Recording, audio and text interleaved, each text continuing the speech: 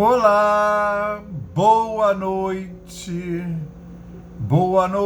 do Evangelho da Noite.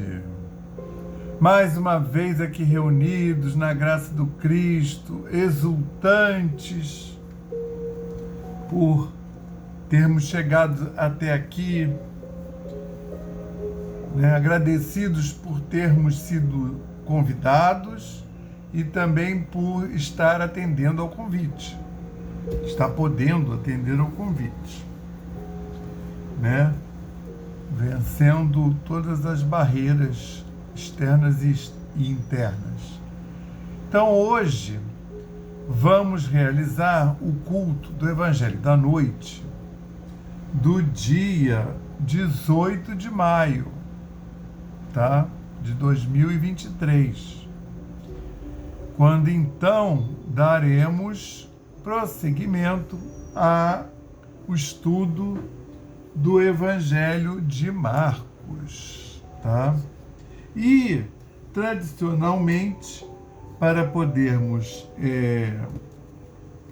fazer a nossa ambiência, nós vamos abrir esse culto com a leitura do livro Fonte Viva, edição antiga, e a lição 150, que diz: Oração do Justo.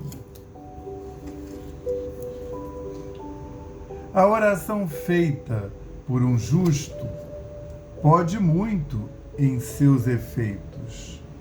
Tiago, capítulo, na sua missiva, capítulo 5, versículo 16. Considerando as ondas do desejo em sua força vital, todo impulso e todo anseio constituem também orações que partem da natureza. O verme que se arrasta com dificuldade, no fundo, está rogando recursos de locomoção mais fácil. A loba, acariciando o filhotinho, no imo do ser, permanece implorando lições de amor que lhe modifiquem a expressão selvagem. O homem primitivo, adorando o trovão, nos recessos d'alma, pede explicações da divindade, de maneira a educar os impulsos da fé. Todas as necessidades do mundo, traduzidas no esforço dos seres viventes, valem por súplicas das criaturas ao Criador e Pai. Por isso mesmo, se o desejo do homem bom é uma prece, o propósito do homem mau ou desequilibrado é também uma rogativa. Ainda aqui, porém, temos a lei da densidade específica. Atira uma pedra ao vizinho e o projétil será imediatamente atraído para baixo. Deixa cair algumas gotas de perfume sobre a fronte do teu irmão e o aroma se espalhará na atmosfera. Liberta uma serpente e ela procurará uma toca. Solta uma andorinha e ela buscará a altura. Minerais, vegetais, animais e almas humanas estão pedindo habitualmente, e a providência divina, através da natureza, vive sempre respondendo. Há processos de solução demorada e respostas que levam séculos para descerem dos céus à terra. Mas, de todas as orações que se elevam para o alto, o apóstolo destaca a do homem justo como sendo revestida de intenso poder. É que a consciência reta, no ajustamento à lei, já conquistou amizades e intercessões numerosas. Quem ajunta amigos, amontoa o amor. Quem amontoa o amor, acumula poder. Aprende assim a agir com justiça e bondade, e teus rogos subirão sem entraves, amparados pelos veículos da simpatia e da gratidão. Porque o justo, em verdade, onde estiver, é sempre um cooperador de Deus, graças a Deus. Bonito, né? Graças a Deus. Graças ao Cristo de Deus. Graças ao Espírito Santo de Deus.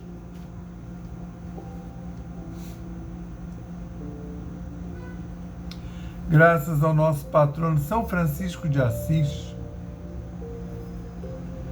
Graças à egrégora da Aliança da Fraternidade e do Evangelho da Noite, aos nossos guias e protetores espirituais, anjos da guarda, espíritos amigos, e os individuais e os de família, além de todos esses espíritos maravilhosos que integram a equipe do Evangelho da Noite e tanto nos auxiliam e são realmente os verdadeiros responsáveis pela realização desse culto. Então, queremos agradecer toda essa semana que recebemos, desde o último culto, agradecer toda a proteção, todo o amparo, toda a inspiração, todo o auxílio. Agradecer todos esses diversos níveis da espiritualidade, essas diversas camadas de trabalhadores do éter. Obrigado por estarem sempre conosco. Jesus, dessa forma, exultantes, gostaríamos então de rogar a tua permissão para dar por iniciado o Evangelho da noite de hoje, que nossas casas possam ser visitadas pela equipe espiritual do Evangelho da Noite e serem sanitizadas e abençoadas. Dá-nos essa permissão do início desse culto de hoje, dizendo o lema da nossa casa, paz e fraternidade, e o lema de Francisco, paz e bem, graças a Deus.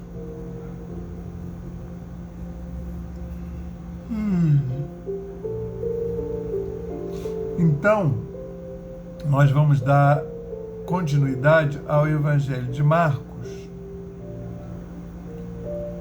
E nós fomos até semana passada, capítulo 14, versículo 21. Hoje nós vamos do versículo 22 ao 25.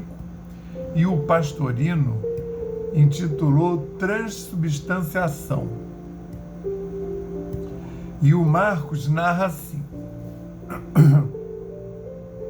estando eles a comer, tomando um pão e tendo abençoado, partiu e deu a eles, dizendo: tomai, isto é o meu corpo.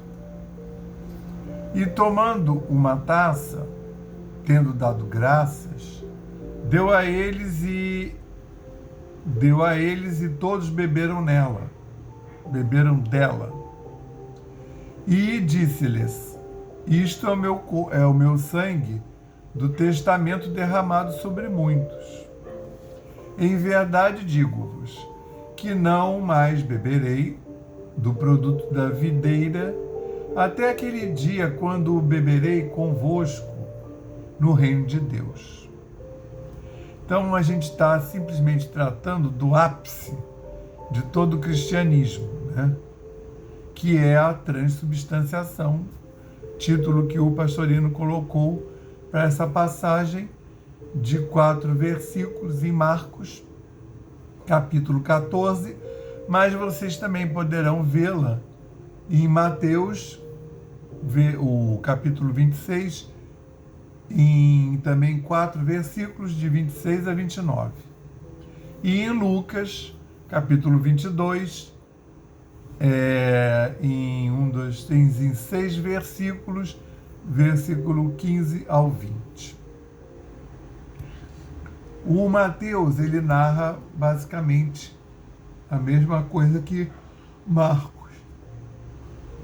A gente sabe que o Evangelho de Mateus, ele veio depois do de Marcos. E aí o Marcos fez um esqueleto básico, né? Foi o primeiro evangelho a ser escrito. E a partir deles, claro, depois que você tem um esquema, né? Uma alma, uma estrutura, é mais fácil você modificar a estrutura do que construí-la do nada.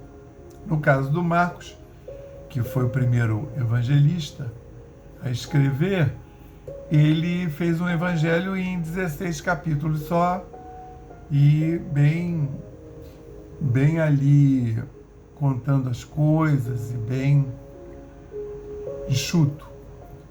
O Mateus, quando ele foi escrever, ele começou a colocar os links com o Velho Testamento, porque o Mateus já escreveu para os judeus. O Marcos escreveu para evangelizar lá, ali aquela área da Psídia, da Frígia, lá do mundo já helênico. E aí o Lucas, quando fez o dele, ele fez em cima de pesquisa e solicitado por Paulo. E aí ele já desdobrou mais. Lá da homilia, né, da igreja, o texto que eles falam não é exatamente esse texto que está aqui. O do pão vem primeiro e o vinho vem depois, né? Agora, tomai, isto é meu corpo, depois a taça, isto é o meu sangue do testamento derramado sobre muitos. Este é o sangue da nova e eterna aliança, que será derramado por vós e por todos, né, para a remissão dos pecados. É o texto que fala lá na homilia. Então, o que tem de tão singelo? Se você for ver no estudo de Pastorino, são várias páginas, né? Muitas. E aí o que tem aqui de tão assim, cheio de conteúdos e de níveis de informação a serem explorados? Tem, como comecei falando, simplesmente o ápice do cristianismo. O Cristo veio aqui para justamente trazer essa mensagem que esse mundo aqui, material, ele é um estágio no nosso progresso, mas ele não é tudo, e ele não guarda tudo, né? Então, o Cristo veio nos mostrar que existia um outro mundo, um outro nível, né? Uma outra densidade de mundo, que lá tudo é eterno e as pessoas não morrem. Justamente ele veio mostrar essa transição. Por isso até, né, de uma morte tão trágica e tão cheia de escárnios e cheia de sofrimentos, para justamente mostrar que essa matéria aqui, que esse mundo aqui não é nada, que as coisas que acontecem aqui não têm correspondência física no mundo de lá, que é a pátria verdadeira. E aí qual é a mensagem? Ele vai morrer, né, de forma trágica, com um grande vilipêndio, e depois ele vai aparecer de novo, perfeitamente reluzente, lindo e maravilhoso. mostrando essa transição, né? Então, quando ele se refere à transubstanciação, tem um forte conteúdo místico que existiam em todas as religiões, não digo, mas em todos as ordens iniciáticas da época, dessa transição. Só que não se sabia exatamente como é que era isso, né? E quando você fala em transubstanciação, justamente ele quer mostrar que você vai comer um pão, isto é o meu corpo, e tomar o vinho, isto é o meu sangue. Então, o que ele está fazendo? Ele está se colocando no lugar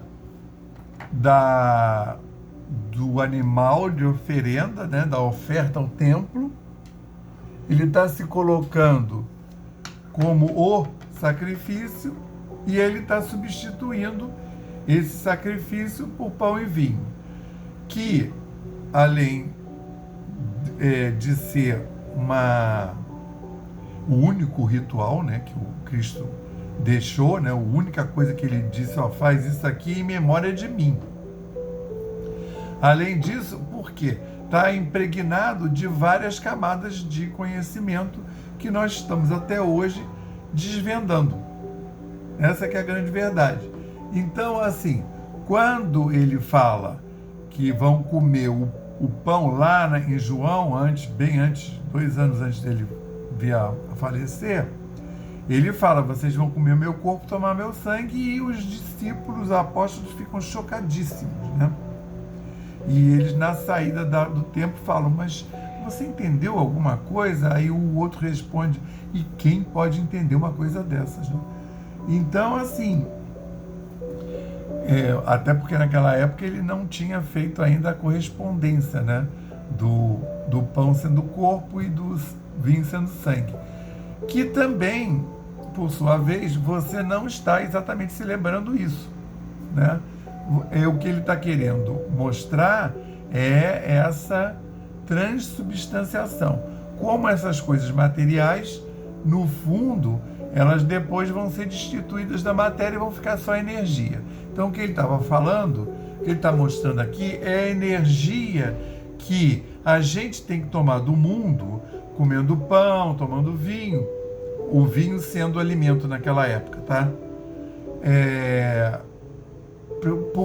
Para que a gente precisa comer de 5 em 5 horas e beber também, dependendo da pessoa, mais líquido ou menos líquido? Para manter esse corpo físico, esse nível da matéria, esse nível da energia. Matéria é energia, o Einstein já mostrou isso, né? No século passado. É bem verdade que quase ninguém entendeu, mas, assim, não consegue entender como tem essa transmutação, porque isso só matematicamente, mas consegue entender no sentido empírico que eu estou falando aqui, que a matéria, essa que a gente toca, é a energia condensada. E a energia que seremos um dia, quando nós estivermos desmaterializados, ela é impalpável, tá?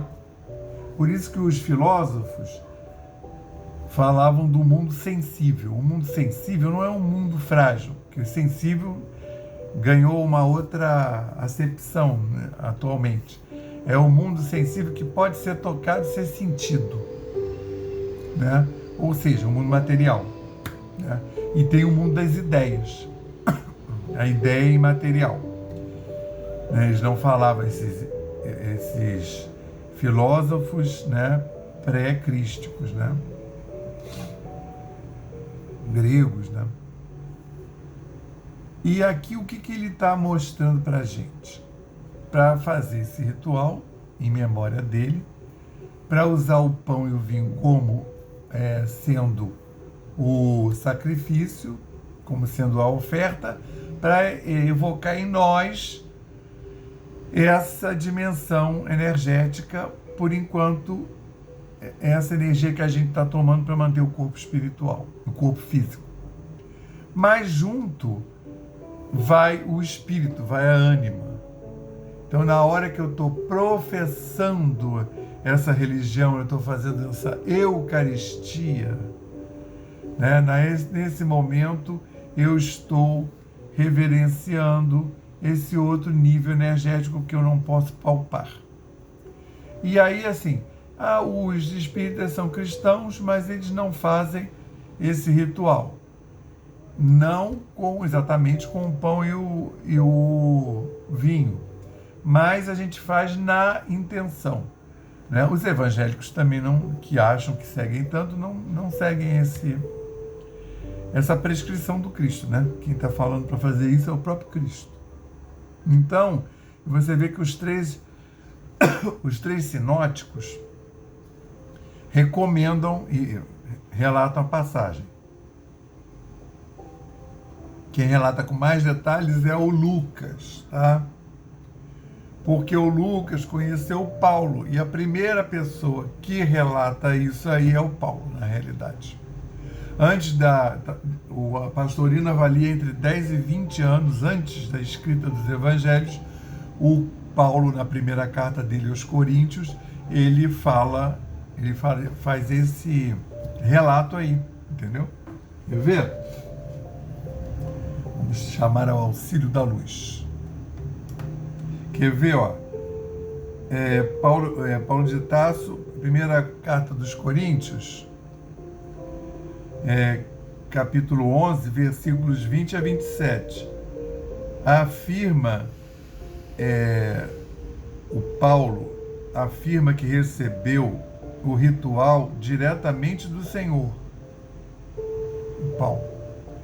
E neste ponto repete as palavras com a seguinte redação: o Senhor Jesus, na noite em que foi entregue, tomou um pão e, tendo dado graças, né, a própria Eucaristia, dar graças, agradecer, partiu e disse, partiu o pão: isto é o meu corpo, em vosso favor, fazei isto em memória de mim.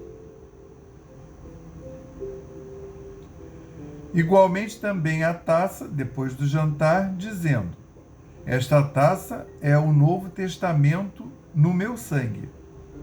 Fazei isto todas as vezes que beberdes em memória de mim.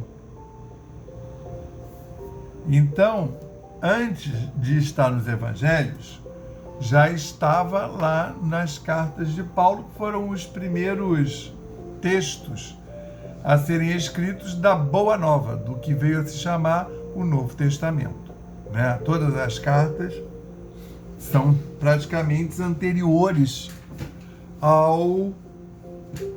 aos evangelhos, tá? E aí, quando ele faz essa recomendação, até o que provavelmente o Lucas pegou o relato de Paulo também, né? Por isso que o do Lucas está mais destrinchado. Agora, isto é meu corpo que é dado para vós, fazer isto para lembrar-vos de mim. E do mesmo modo a taça, depois do jantar, dizendo: esta taça é o Novo Testamento no meu sangue. Ó, as mesmas palavras de Paulo. Estou lendo Lucas. Esta taça é o Novo Testamento no meu sangue, que é derramado por vós.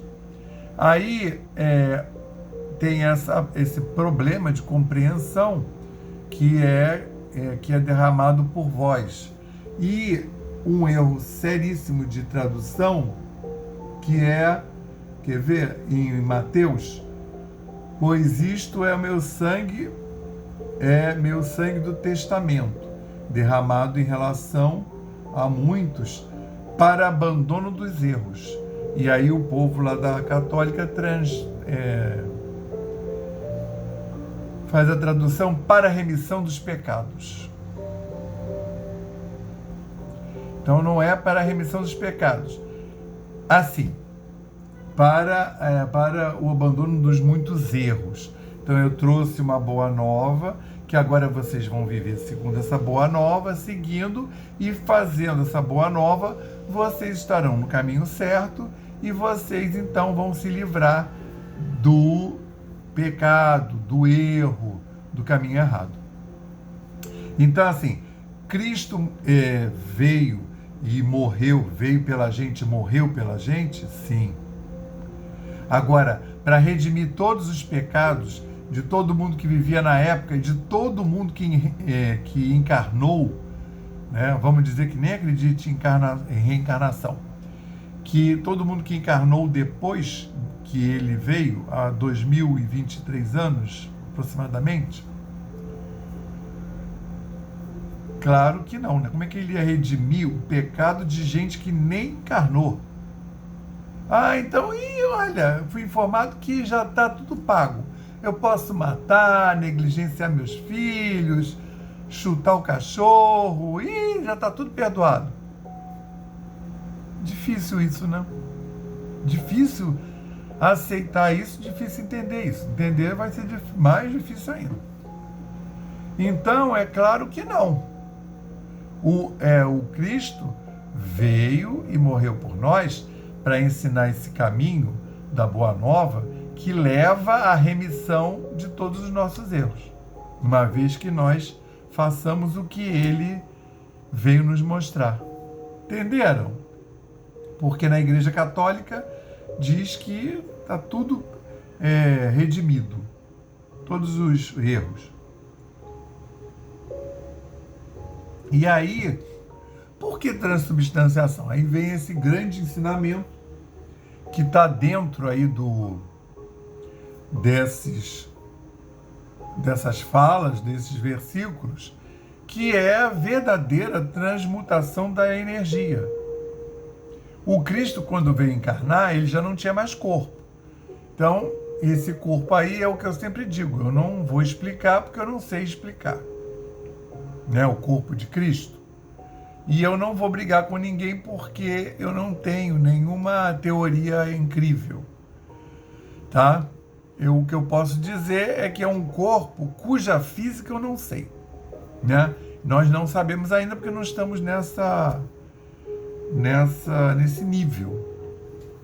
Mas o que a gente sabe hoje sobre a matéria, isso que eu falava do Einstein, permite-nos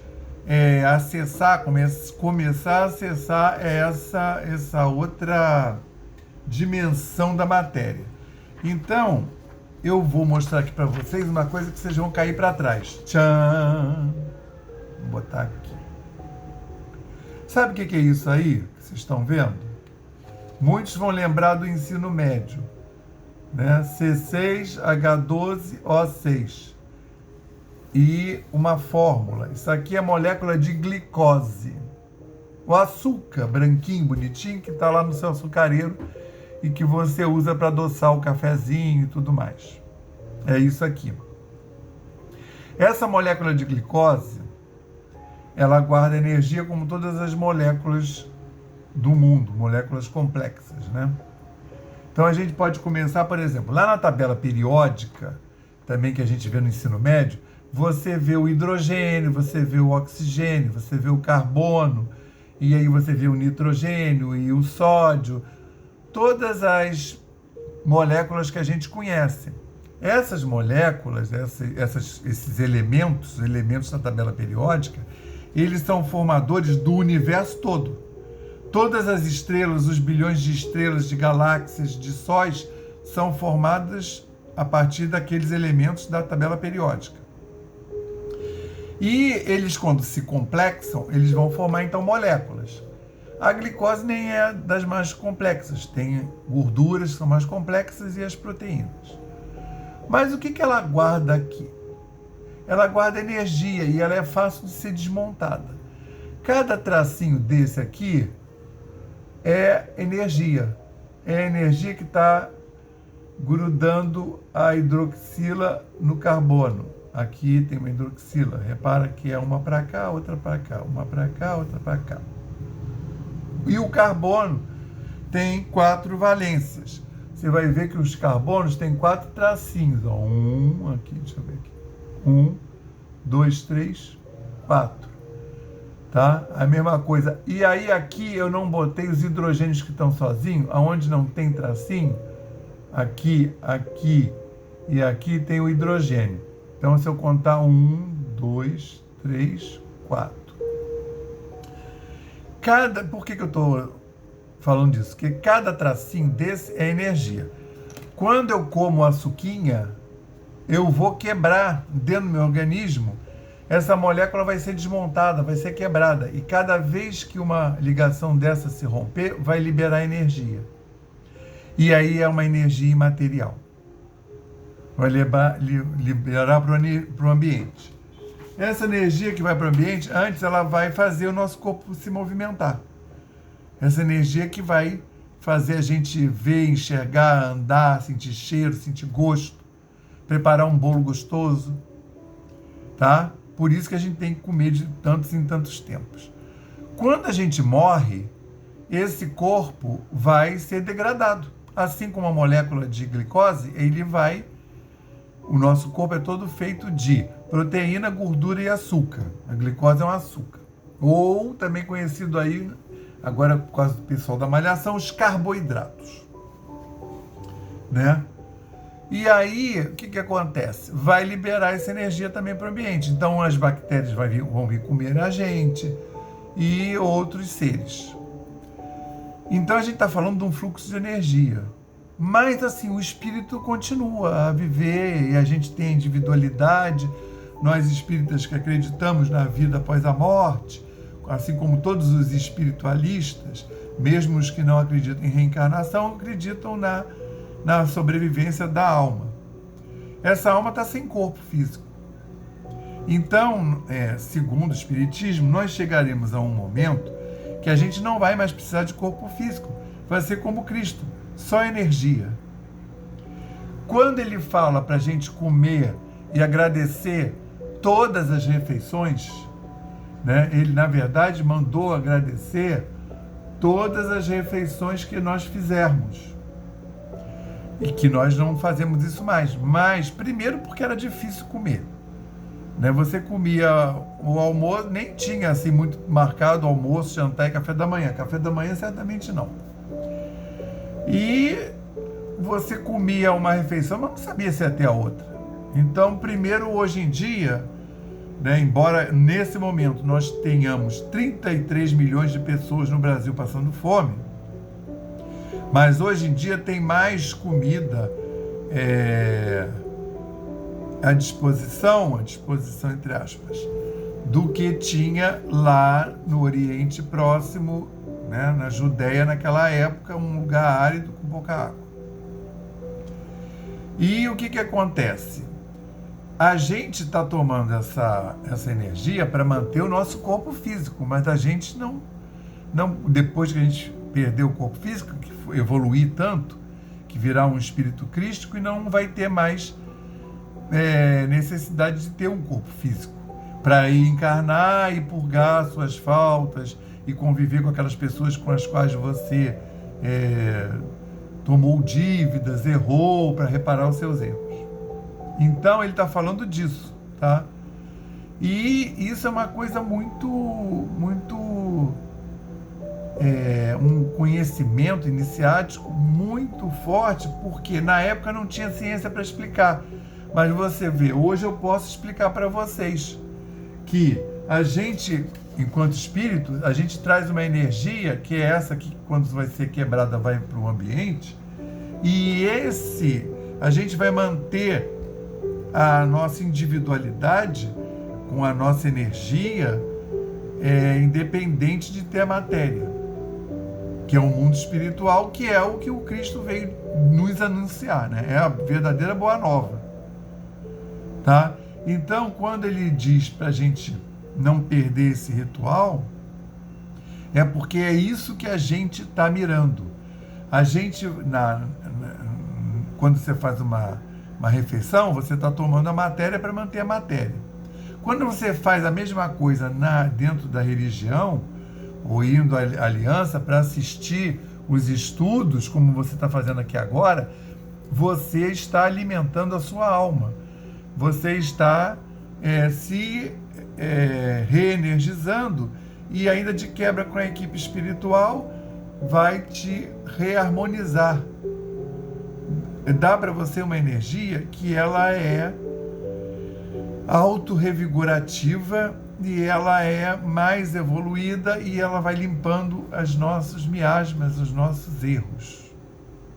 Mas você tem que ter consciência disso e estar na vida com esse propósito em primeiro lugar. Vocês têm que estar querendo acertar, na religião que for, né? Ou sem religião e fazendo pela boa ânima, né? A pessoa que não tem religião, mas é uma pessoa boa, só faz o bem, só fala coisas produtivas, né? Entende? Então, assim, a pessoa tem que estar na vida, mas tem que estar com esse propósito de melhoria energética e espiritual. Eu espero que eu tenha me feito entender, que eu tenha trazido mais um nível de entendimento para vocês e que nós possamos integrar esse conhecimento, para não ficar uma coisa diletante, nós possamos integrar na nossa vida diária, cada vez mais praticando, né? E usufruindo da boa nova trazida pelo Cristo. Nesse momento, nós vamos passar ao nosso passe, vamos nos colocar de maneira confortável e seguir em pensamento essas palavras, esses 4 mantras, e vamos imaginar essa energia da qual eu falava agora, entrando em nós, renovando as nossas células e renovando as nossas energias, de forma a também reharmonizá-las. Elevemos mais uma vez os nossos pensamentos ao Pai e confiemos. Nós pedimos ao Cristo para que possam os nossos amigos espirituais, juntamente com os protetores de cada um aqui presente, realizar através deste passe fluídico terápico o tratamento particularizado, de acordo com as necessidades que cada um apresenta. Que seja suavemente depositado em nosso corpo fluídico, mental e físico o remédio advindo das camadas superiores da vida, tão bem preparados por corações amorosos para nos atender. Rogamos ainda que os benefícios deste passe se estendam aos nossos lares, envolvendo de forma carinhosa os nossos familiares, parentes e amigos, proporcionando-lhes igualmente tratamento eficaz. Intimamente pedimos forças para desenvolver em nós coragem, discernimento, paciência e bom ânimo em nossa lida diária, nos colocando agora na posição de receptores, abertos à boa influência do alto, alentando a nossa consciência de que somos seres oriundos e viventes no universo de Deus. Agradecemos a nossa coexistência com o nosso próximo e a atual reencarnação que nos colocou em contato com os elementos indispensáveis às nossas necessidades de evolução, rogando inspiração para que possamos aproveitar a oportunidade da mesma para exercitar o perdão e a busca sincera pela harmonização íntima, sem deixar de atender aos reclames da lei de progresso e evolução.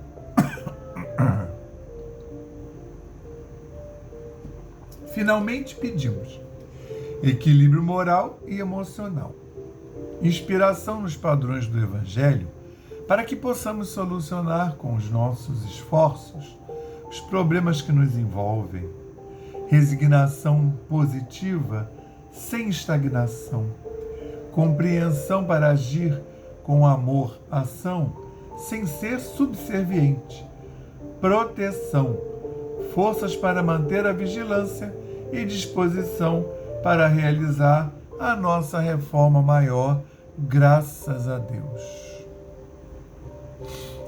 Graças a Deus, graças ao Espírito Santo de Deus, graças ao Cristo de Deus, graças ao nosso patrono São Francisco de Assis e a sua falange maravilhosa, às egrégoras da Aliança da Fraternidade e do Evangelho da Noite, aos nossos guias e protetores espirituais, anjos da guarda, e toda a equipe espiritual do Evangelho da Noite, que é a responsável por realizar o verdadeiro culto no lar, que é o culto do Evangelho da Noite, agora dentro dessa Aliança da Fraternidade ampliada, que chega até a casa de todos quantos conseguem assistir a esse culto no canal de YouTube.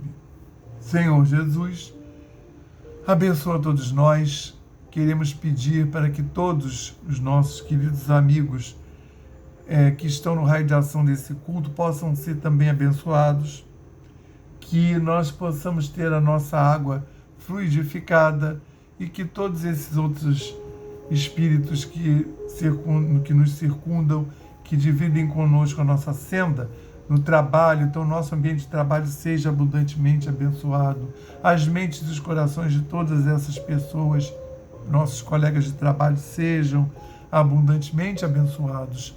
E também, Senhor, o nosso EON, a nossa Gaia, queremos mandar também um quanto de energia para toda essa humanidade encarnada e desencarnada, para todos aqueles que estão em liderança, quer seja de empresas, estados, etnias, coisas materiais, quer seja líderes espirituais. Que todos possam ser envolvidos, abraçados e conduzidos e inspirados da melhor maneira possível, Senhor. Queremos, Senhor, rogar para que nós possamos fazer essa transição planetária na paz e no amor do Senhor, e que os arcanjos celestiais possam cuidar das nossas faltas, das nossas falhas, né? Principalmente o arcanjo Rafael, que possa restituir da melhor maneira possível a nossa saúde. Nós vamos fazer 30 segundos agora de intervalo para rogar as nossas demandas e pelas outras pessoas.